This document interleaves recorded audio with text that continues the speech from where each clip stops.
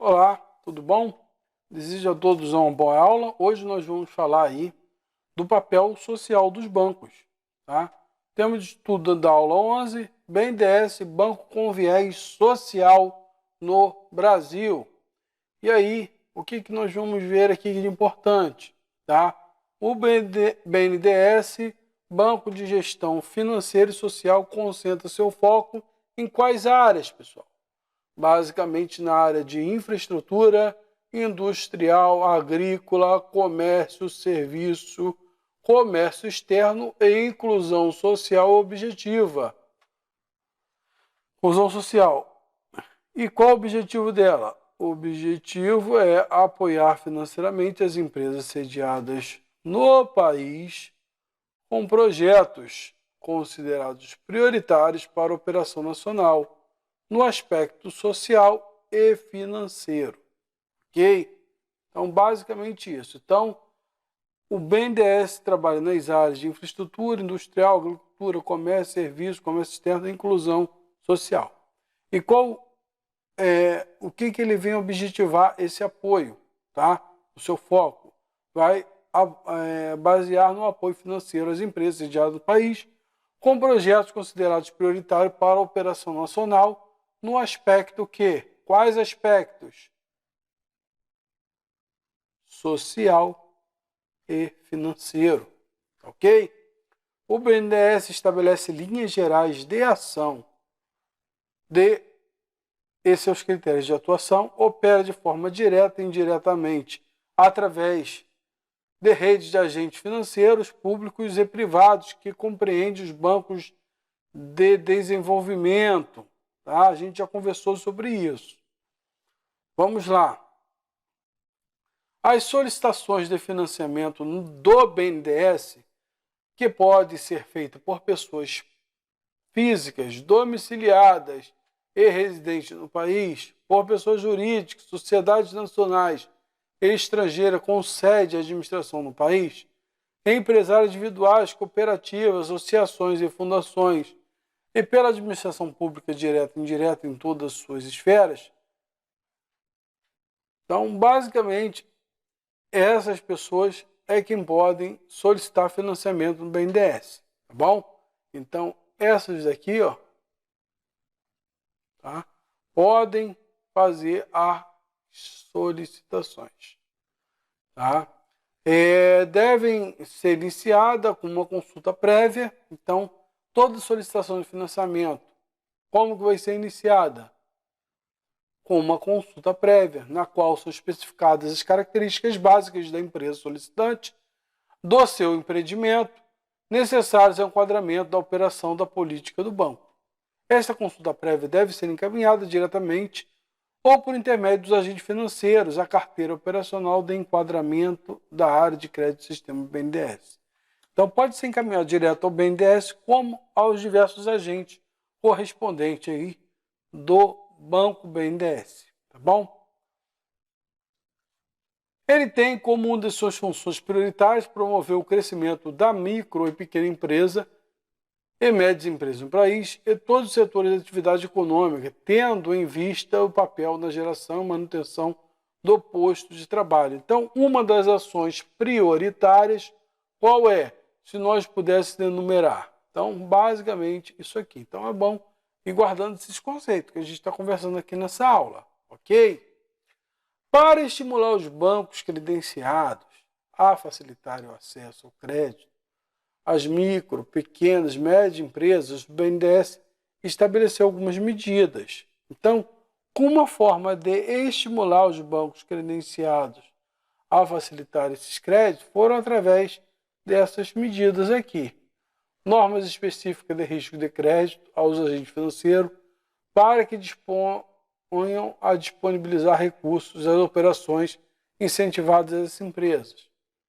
Segundo aspecto, facilidades no limite de crédito concedidos aos agentes financeiros que disponibilizem mais recursos para essas empresas, especialmente no apoio às exportações e para as empresas situadas em regiões de menor desenvolvimento relativo. Políticas operacionais do BNDES. As políticas operacionais do BNDES orientam e normatizam a concessão do financiamento. Então, para que serve a política operacional do BNDES? Tá? Para orientar e normatizar o que? A concessão de quê? Financiamento. Tá? O apoio financeiro, estabelecendo critérios para priorizar os projetos que promovam o desenvolvimento, com a inclusão social, estimulando os empreendimentos e que criem empregos e rendas, contribuindo também na geração de divisas em consonâncias com a orientação do governo federal. Na condição de instituição financeira, o BNDES utiliza o quê? Quais critérios? Bancários para a concessão de seus financiamentos e segue legislação, normas e resoluções que regulamentem as instituições financeiras públicas, sendo auditado por quem? Então, por quem é auditado o BNDES? Pelo Tribunal de Contas da União. Elas visam a melhoria da qualidade de vida da população brasileira através do apoio ao investimento, que tem como objetivo. Então, o apoio ao investimento tem quais objetivos? Fortalecimento da competitividade da economia brasileira, a geração de empregos, a melhoria da qualidade de pós-trabalho, a atenuação das desigualdades sociais e a preservação do meio ambiente. Então, esses são os objetivos do apoio ao investimento. Tá? Quais são? São esses daqui de baixo. Tá? Fortalecimento da competitividade. Então, aqui importantes também. Tá bom? Então, vou pontuando aqui, vou fazendo os círculos aqui, que de forma que a gente possa acompanhar. Tá? Então, o Banco BNDES é um banco que está voltado para a área de desenvolvimento social, melhoria da qualidade de vida, fortalecimento da competitividade das empresas da economia brasileira, geração de emprego, melhoria de qualidade de pós-trabalho e por aí em diante. Tá bom?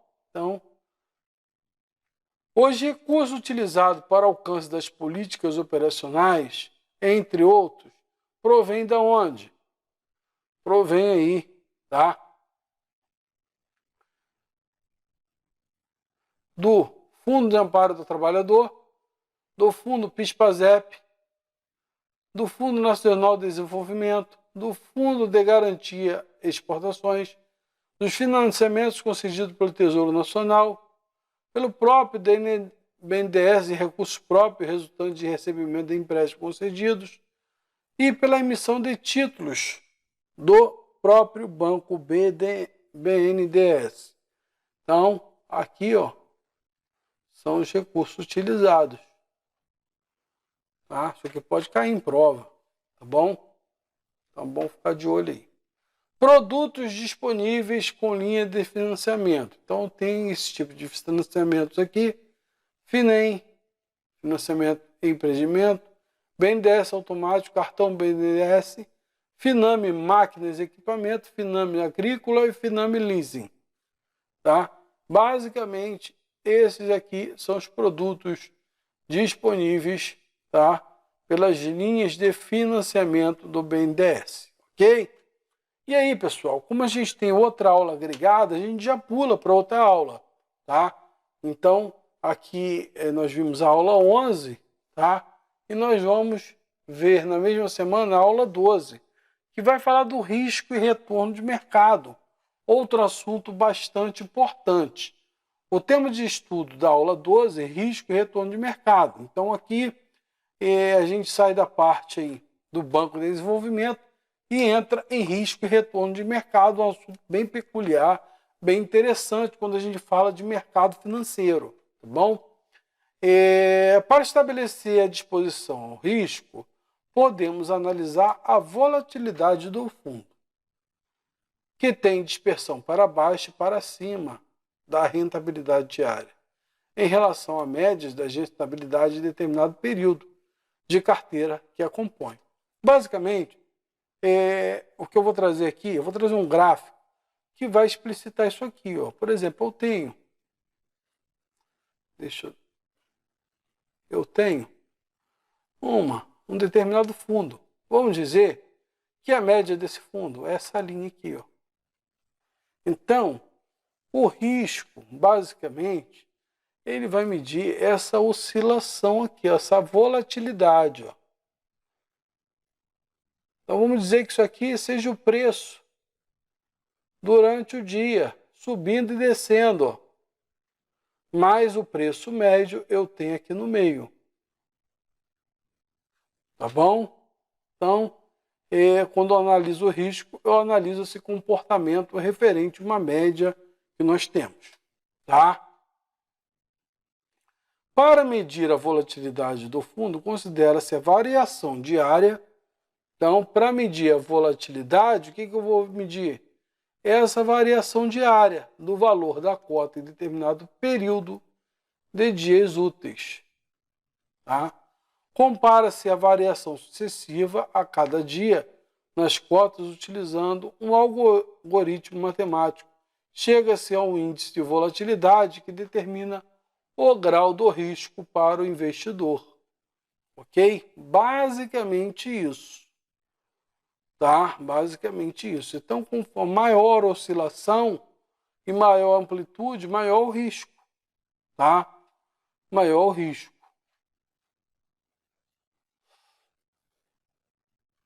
Então, basicamente, quando eu tenho aqui, ó, eu tenho duas formas, tá bom? De medir isso. Vamos dizer que aqui eu tenho o dia 1, o dia 2, o dia 3. Vamos dizer que a média de preço é essa aqui. Mas, se eu tenho, tá? Eu vou até trocar a cor. Se eu tenho um risco variando muito pouco, eu tenho um risco que pequeno. Agora, se eu tenho outro risco, vou pegar uma outra cor aqui, que ele tem uma variação maior, eu posso dizer que esse risco aqui, ele tem um índice de volatilidade maior, tá bom? Então, basicamente isso. Ok? Por quê? Porque o desvio padrão aqui, ele é pequeno. Já o desvio padrão nesse aqui, ó, já é maior. Certinho? Tá? Isso aqui que eu desenhei aqui, esses gráficos não caem, mas serve para exemplificar toda essa parte de risco de mercado aqui. Tá? Então a gente tem que gravar aqui os conceitos, tá bom? Não esses gráficos que eu estou fazendo, é apenas uma forma de ilustrar. E aí, o autor vai trazer para a gente um índice chamado índice Sharpe, também conhecido como índice de eficiência. Então, tá? Tem que guardar, porque esse índice aqui é bastante interessante e pode cair na nossa prova. Que indica ao investidor se os riscos assumidos pelo fundo foram bem remunerados. Ou seja, todo risco tem um preço, tá? E eu tenho que ver se esse preço compensa, tá bom? O cálculo desse índice leva em conta a volatilidade e a rentabilidade ajustada, isto é, após subtração de um benchmark, entendido como melhor referência para a comparação da rentabilidade desejável, que pode ser dependendo do tipo de fundo, CDI, Bovespa, por exemplo. Então, esse índice vai trazer para a gente ali um comparativo ali da remuneração do fundo com o risco. E aí a gente vai ver se vai valer a pena ou não. Ele mede o desempenho de uma carteira de títulos ou de fundo sobre a ótica da rentabilidade do risco. Não necessariamente o fundo mais rentável é o melhor, mas sim a rentabilidade, retorno, classificada pelo risco, menor volatilidade a ela associada. O conceito é que todo retorno tem seu preço e, portanto, quanto maior o índice Sharpe, melhor. Ninguém deveria aceitar uma carteira com um índice Sharpe negativo, pois ela teria um retorno abaixo do seu benchmark. E assim teria sido melhor ter investido no próprio benchmark. O índice Sharpe de 10, por exemplo, indica que a carteira oferece 10 unidades de retorno adicional para cada unidade adicional de risco. Olhando o passado de um fundo, é sempre melhor, em princípio, dar atenção ao sucesso do seu índice Sharpe, ao invés de apenas ao sucesso da rentabilidade. Na responsabilidade do desempenho do fundo, podemos classificar os seguintes fatores pela sua importância. E aí, nós temos aqui a Share Allocation, a alocação dos recursos nos diversos mercados disponíveis para investimento, aonde que eu vou utilizar esse recurso, em qual mercado, tá bom? O Stock Pitch, a escolha dos ativos específicos dentro do mercado escolhido, tá? O Market Time,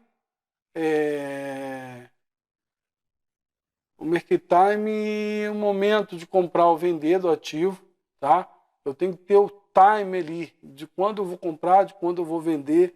Então, o ideal é que eu compre na baixa e venda na alta. Isso aqui é um processo utilizado por muitos investidores, tá bom? E tem alguns que utilizam o investimento não com a função de vender, mas de gerar aí, ativos, tá? Outra medida, então basicamente, deixa eu aqui, eu vou me empolgando aí e acabo esquecendo aí que eu estou explicando para a prova. Então, esses fatores aqui, tá? Tem sua importância no desempenho do fundo, tá bom? Então, esse aqui e esse aqui, tá? Então, basicamente isso. Então, para a prova, o que vale é que está escrito aqui. Outra medida de retorno ajustado ao risco, muito utilizada em fundos de gestão passiva, que procuram medir o trade erro, a aderência do fundo ao benchmark, cujo valor ideal deve ser zero, é o Information Ratio, obtido por meio da divisão da diferença entre o retorno da carteira e o retorno do benchmark, em relação ao desvio padrão da carteira e o benchmark. O índice de informação de ratio mostra aí o investidor o valor adicional do retorno em relação ao benchmark por unidade adicional de risco assumido. Tanto o índice Sharpe quanto a informação de ratio usam medida de risco ou desvio padrão considerado sistêmico. Basicamente, todos os dois utilizam isso aqui, ó. Eu tenho um preço. O desvio padrão normalmente é um padrão médio de desvio. Aqui, tanto embaixo tanto em cima quanto embaixo, tá bom?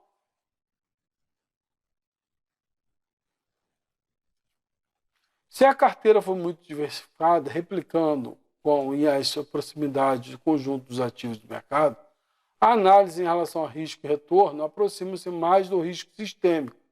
Neste caso, pode ser utilizado o índice treino, tá? Que relaciona o retorno esperado da carteira já reduzido o retorno do benchmark,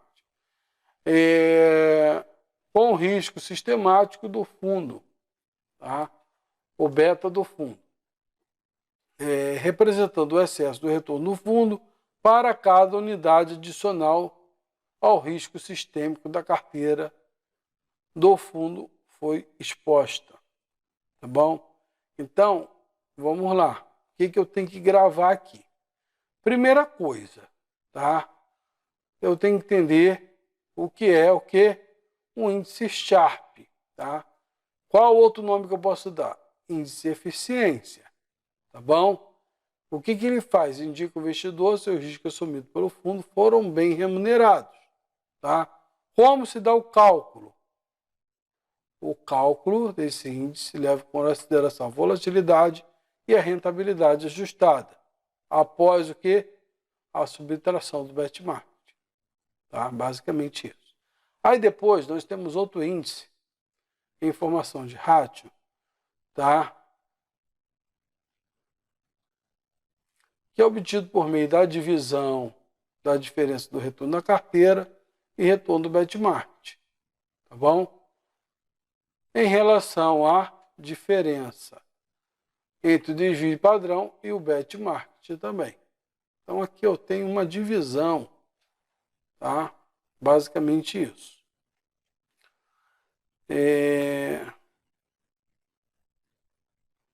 O índice treino relaciona o retorno esperado da carteira, já deduzido o retorno do benchmark, com o risco sistemático do fundo, tá bom? Basicamente isso. Então, tem que gravar o quê? Esses conceitos, ok? E por último aí, o índice Jensen, ou alfa Jensen, calcula o retorno real. Então, tem que sempre saber o que cada índice calcula da carteira em relação ao retorno requerido pela carteira, levando em consideração o seu risco sistêmico, utilizando a linha de mercado ativo do CAPM com benchmark. Outras medidas de retorno ajustado ao risco podem ser utilizadas para determinar melhor investimento, dependendo da maneira se obter um resultado. O importante é determinados índices que melhor avaliem o ser medido. Tá bom? Então, o que eu peço para vocês? Dá para fazer isso aqui todo na prática, tá? Mas o que acontece? Se a gente for trazer para a prática aqui, a gente vai ter problemas, tá? Na hora da prova. Então, é só gravar o conceito. O que é índice treino? Para que ele serve? O que é índice Jensen ou alfa de Jensen? Tá? E o que ele mede? Calcula o retorno real. Vamos lá. O que é o índice Sharpe e o que ele faz? Tá? É também conhecido como índice de eficiência. Então, eu tenho que saber cada um desse aqui, tá bom? E quase todos eles utilizam aqui o desvio padrão, tá bom?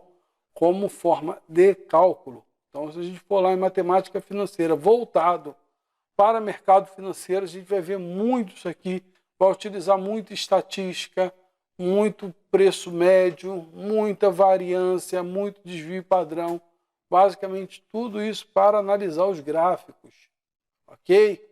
Mas aqui a gente não vai fazer isso porque não é aula de matemática financeira, não é aula de estatística aplicada a mercado financeiro, ok? A aula aqui é mercado financeiro puro. Então, a gente tem que entender o quê? Que existem alguns índices que vai medir o risco. O que é o risco? É o preço que eu pago, tá, para tentar ter um retorno em relação ao investimento a determinado fundo, ok? Então, eu quero ganhar um dinheiro em cima do fundo, mas esse dinheiro que eu quero ganhar, eu vou ter que fazer um investimento. Só que o investimento, ele tem um preço, e esse preço é o risco que eu vou assumir. Tá? Então, por isso que quanto maior o risco, maior o retorno. Tá bom? Ou maior a perda também. Tá? Por quê? Porque o desvio padrão é grande. Tá bom? Então, basicamente isso. Tá? Então, pessoal, isso aqui, essa aula 12, muito voltado para a área de risco. Tá? Tem muito conceito aqui. É ler e gravar, não tem jeito. E a aula 11, voltada aí, a gente viu o papel do BNDES, do Banco de Investimento, tá? Que é um banco com viés social. Ok? Então, vou ficando por aqui, enquanto os senhores dão a próxima aula, tá? E desejo tudo de bom.